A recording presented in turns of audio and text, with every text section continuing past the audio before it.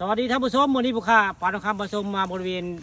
สวนเสียมวนในพี่น้องมีกวางได้นี่คือกวางป่ากวางงามได้นี่กวางงามบ้านโคกศาสตร์ตำบลนาตาลวันนี้ผู้ค้าปลาทองคำผสมเอาภาพบรรยากาศกวางได้กวางเสียเพิ่นมาให้เบิ่งให้ชมได้นี่นี่กวางนี่สัมผัสได้นี่สัมผัสก็ได้กวางนี่กวางบายก็ได้เข่าเพิ่นนี่เพิ่นลื่นเคยเขาได้นี่กวางป่าบ้านโคกศาสตร์ตำบลนาตาลแล้ววันนี้ตอนแรกใกล้ค่ำวันนี้ได้เอาภาพบรรยากาศกวางสวยงามมาให้เบิ่งมาชมในเก่าคักได้เข่าคัก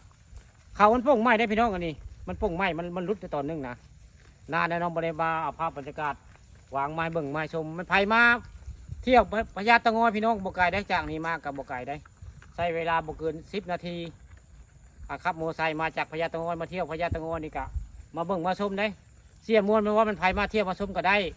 แต่ถือมากล้วยไม้เด้อผมเราเสียผมเรามาให้กวางกินไผจะมาเที่ยวมาชมกวางเสียมวนบ้านโคกศาสตร์ตำบลนาตาลกะมาได้เด้อพี่น้องเด้อ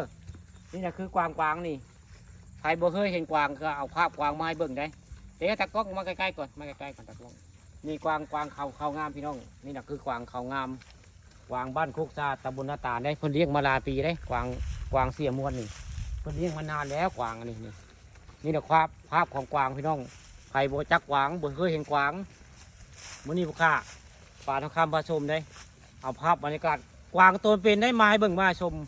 กวางบ้านโคกศาสตร์ตำบลนาตาลอำเภอตะงอยมีกวางได้พี่น้องเอ้ยกวางสวยงามเลยมีทั้งน้อยทั้งใหญ่ได้นี่กวางน้อยกวางใหญ่ใครบ่จักกันนี่คือกวางพี่น้องนี่บางคนก็สิบ่จักได้คนเกิดมาอยู่รุ่นก็บ่จักว่ากวางได้นี่แหละคือกวางป่าแล้วพี่น้องนี่กวางป่าบ้านโคกศาสตร์ตำบลนาตาลอำเภอตะงอยกวางเสียมวนได้คนมาคำค่าได้แต่ว่าที่เพิ่นอยู่นี่ที่เมย์เพิ่นอยู่นี่เลยเอากวางมาเลี้ยงมาในนี้เลี้ยงกวางไว้ในนี้นี่ก็คือกวางเสียเพิ่นละนี่เพิ่นกะไปมาๆเที่ยวคืออยู่กรุงเทพไปได้เที่ยวไปเที่ยวมากวางเสียมวนนี่แต่เราว่าวันไปจากมากะมาเบิ่งมาชมกะเอามากล้วยมากินนี่เด้อเพิ่นว่าเพิ่นสั่งไว้ได้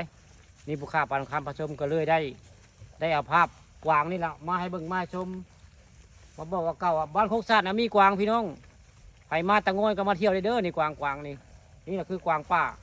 กวางบ้านโคกศาสตร์ตำบลนาตาลอำเภอตะงอยอะไรนี่นะภาพกวางเป็นได้นี่กวางตัวผู้ได้นี่กวางตัวผู้กวางสวยงาม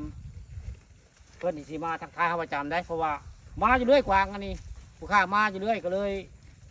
เรื่องเคยเพื่อนได้เข้าใกล้ก็ได้เพื่อนบ่ย่านอันพนักงานเพื่อนก็มีได้ผู้มาจากแขวงขมวนได้ผู้เพื่อนอยู่ได้แขวงขมวนเพื่อนมาดูแลในกวาง